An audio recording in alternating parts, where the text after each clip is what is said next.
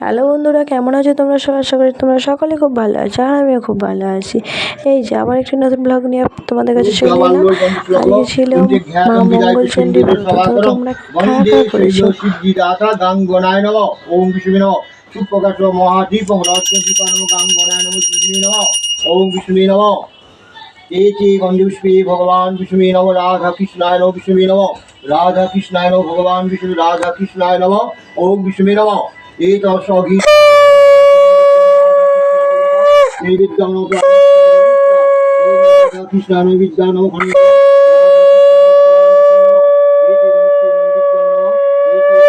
ভগবান বিষ্ণু নমঃ। এই যে পুজো শেষ, এবার খাওয়া দাওয়ার পালা। তাই দুপুরবেলায় বাড়িতে আজকে হয়েছিল লুচিগুলো মা ভেজে নিচ্ছিল। তো ফুলকো ফুলকো লুচি দেখে তো খুবই খাওয়ার ইচ্ছা ছিল। তারপরে আজকে একটু অন্য টাইপের লুচি করেছিলাম শেষে। এই যে কেমন বলো তো, ত্রিভুজ টাইপের যে লুচিটা হয় সেই রকম।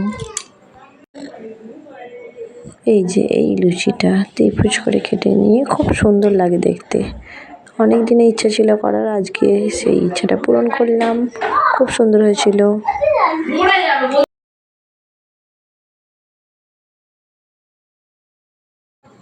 তো তোমরা কারা কারা এরকম লুচি খাও এবং করতে ভালোবাসো একটু কমেন্ট করে জানিও।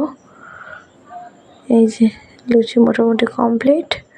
আর লুচির সাথে আজকে হয়েছিল ঘুগনি আর পটল আলুর তরকারি। এই যে পটল আলুর তরকারি এবং এর সাথে ছিল একটু লাল লাল ঝাল ঝাল ঘুগনি। ঠিক আছে, বাই। আবার অন্য একটু ব্লগে দেখা হবে। সাথে রসগোল্লাও ছিল। টাটা।